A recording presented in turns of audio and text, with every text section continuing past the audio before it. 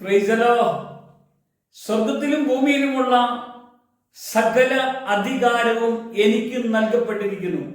നിങ്ങൾ പുറപ്പെട്ടു പോയി സകല സൃഷ്ടികളോടും എന്റെ സുവിശേഷം അറിയിക്കുമെന്ന് പറഞ്ഞവന്റെ ശബ്ദം നമ്മുടെ കാതുകളിൽ വന്ന് പതിക്കുവാൻ ദൈവം ഇടയാക്കി. ഇത് അപ്പസ്തോലന്മാരോട് യേശു പറഞ്ഞ വാക്കുകളായിരുന്നു. ഈ വാക്ക് അവർ കേട്ട് അവർ ക്രിസ്തുയേശുവിന്റെ നാമം ഈ ഭൂലോകത്തിൽ എല്ലായിടത്തും പോയി പ്രസംഗിക്കാൻ വേണ്ടി അവരെ ദൈവം ഒരുക്കി. അവർ പറഞ്ഞത്, സ്വർഗരാജ്യം സമീപിച്ചിരിക്കുന്നു, അനുഗമിച്ചു സുവിശേഷത്തിൽ വിശ്വസിക്കുവിൻ. സുവിശേഷമാരാ? യേശു. യേശുവിൽ വിശ്വസിക്കുവിനെന്ന് അവർ പറഞ്ഞു. അവർ പറഞ്ഞതുപോലെ അനേകർ വിശ്വസിച്ചു. വിശ്വസിച്ചവർ രക്ഷിക്കപ്പെട്ടു. രക്ഷിക്കപ്പെട്ടവർ ചേർന്നൊരു കൂട്ടായ്മ കൂടി. ആ കൂട്ടം വളർന്നു. അത് യെരൂശലേമിൽ മാത്രമല്ലായിരുന്നു, അത് യഹൂദയിൽ മാത്രമല്ലായിരുന്നു, അത് ശമരിയയിൽ മാത്രമല്ലായിരുന്നു, അത് ഭൂമിയുടെ അറ്റത്തോളം അത് എത്തപ്പെടുവാൻ ഇടവന്നു. ആ സുവിശേഷം നമ്മുടെ അടുക്കലും എത്തി. നമ്മുടെ കാതുകൾ കേൾക്കുവാൻ ഇടവന്നു. സ്വർഗരാജ്യത്തിന്റെ രഹസ്യങ്ങൾ അറിയുവാനുള്ള വരം അത് നിങ്ങൾക്കാണ് ലഭിച്ചിരിക്കുന്നതെന്ന് യേശുക്രിസ്തുവിലൂടെ ശബ്ദം അവരുടെ കാതുകളിൽ വന്ന് പതിച്ചു. മറ്റുള്ളവർക്ക് അത് ഉപമകളിലൂടെയാണ് വെളിപ്പെടുവാൻ ഇടവന്നതെങ്കിൽ നിങ്ങൾ അവന്റെ ശബ്ദം കേൾക്കുന്നു. പ്രിയമുള്ളവരെ, ഈ വചനം നമ്മൾ കേൾക്കുന്നു എങ്കിൽ നമ്മളെ ദൈവം നിശ്ചിതയിലേക്ക് കൊണ്ടുപോകാൻ തക്കവണ്ണമാണ് ഈ വചനം നമ്മളെ കേൾപ്പിക്കുന്നത്. പത്രോസും യോഹന്നാനും ശിഷ്യന്മാരെല്ലാവരും കൂടെ ഒന്നിച്ചു കൂടിയിരുന്ന് പ്രാർത്ഥിച്ച് ആത്മാവിൽ അഭിഷേകത്തിന്റെ ശക്തിയെ പ്രാപിച്ചു കഴിഞ്ഞപ്പോ അപ്പസ്തോലന്മാരിൽ പ്രമുഖനായ പത്രോസ് എഴുന്നേറ്റ് നിന്ന് പ്രസംഗിച്ചത്, നിങ്ങൾ ക്രൂശിച്ച യേശു കർത്താവ് ഞങ്ങളുടെ രക്ഷിതാവ് നാഥനുമായിരുന്നു. നിങ്ങൾ അവനെ ക്രൂശിച്ചല്ലോ.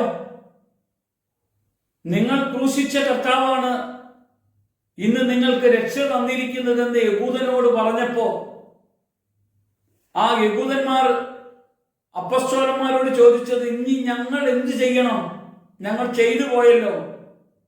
നിങ്ങൾ അനുഗമിക്കണം, സുവിശേഷത്തിൽ വിശ്വസിക്കണം, യേശുവിനെ രക്ഷിതാവും നാഥനുമായി ഏറ്റെടുക്കണം.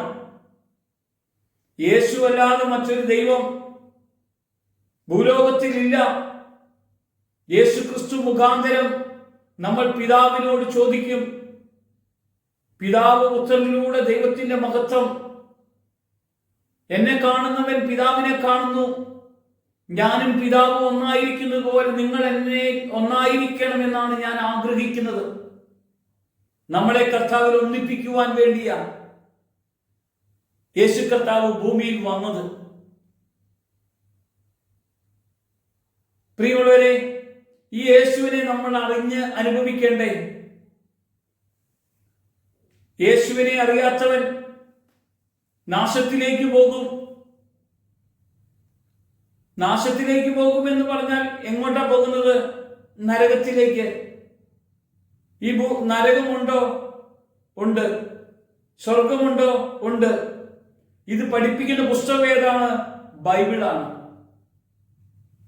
സ്വർഗം എവിടെയാണ്? ദൈവം വസിക്കുന്ന ഇടം. ദൈവമായിരിക്കുന്ന സ്ഥലത്ത് നമ്മളെ കർത്താവ് ഈ ലോക ജീവിതം, ഈ ലോകത്തിൽ നിന്ന് മരിച്ച് നമ്മൾ കർത്താവിനോട് കൂടെ ഉയർച്ചു കടന്നു പോകാനുള്ള സമയമുണ്ട്. അത് പറഞ്ഞിരിക്കുന്ന പുസ്തകമാണ് ബൈബിള്.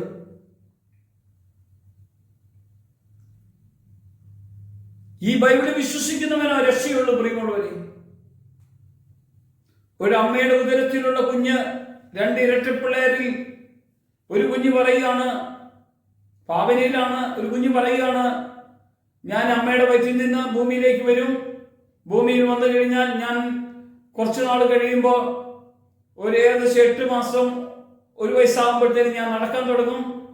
ഞാൻ അത് കഴിഞ്ഞ് പടിപടിയായി വളർന്ന് വലുതാകും എന്ന് മറ്റേ കുഞ്ഞിനോട് പറഞ്ഞപ്പോൾ ആ കുഞ്ഞ് വിശ്വസിച്ചില്ല.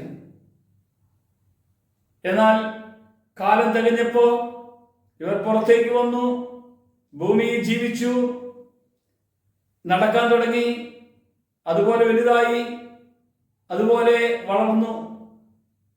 ഇത് പറയുമ്പോൾ ആരും വിശ്വസിക്കുകയില്ല. സ്വർഗമുണ്ടെന്ന് പറഞ്ഞാൽ അങ്ങനെ സ്വർഗമുണ്ടോ? സ്വർഗമുണ്ടോ എന്ന് ചോദിച്ചാൽ ഉണ്ട് എന്ന് അറിയണമെങ്കിൽ സ്വർഗീയ രഹസ്യങ്ങൾ ആർക്കൊക്കെ വെളിപ്പെട്ടവരല്ലേ ഇത് പറയുള്ളൂ. സ്വർഗത്തിൽ നിന്ന് ഇറങ്ങി വന്ന യേശു കർത്താവായി നമ്മളോട് പറഞ്ഞത്. യേശുവിൽ വിശ്വസിക്കുന്നവന് സ്വർഗീയ കാര്യങ്ങൾ അറിയുവാനും അനുഭവിക്കുവാനും കഴിയും. പ്രിയമുള്ളവർ, ഒരു നിമിഷം നമുക്ക് പ്രാർത്ഥിക്കാൻ. കർത്താവേ, ഞങ്ങളെ വിളിച്ച വിശ്വസ്തനായ കർത്താവിന്റെ പാതയിൽ സുവിശേഷം ലോകത്ത് എല്ലായിടത്തും നിത്യതയുടെ സുവിശേഷം, സ്വർഗരാജ്യത്തിന്റെ സുവിശേഷം ക്രിസ്തുയേശുവിനോട് കൂടെ കടന്നു പോകാൻ തക്കവണ്ണം ഒരുക്കുവാൻ കർത്താവെ ഞങ്ങളെ ബലപ്പെടുത്തണമേ, അഭിഷേകം ചെയ്യണമേ. ഈ വചനം കേൾക്കുന്നവരുടെ അകത്ത് ദൈവത്തിന്റെ പ്രവൃത്തി വെളിപ്പെടുവാൻ, അവർ വചനം വായിക്കുവാനും ധ്യാനിക്കുവാനും പ്രാർത്ഥിക്കുവാനും ഇടയാക്കണം. യേശുവിൻ നാമത്തിൽ തന്നെ ആമേൻ.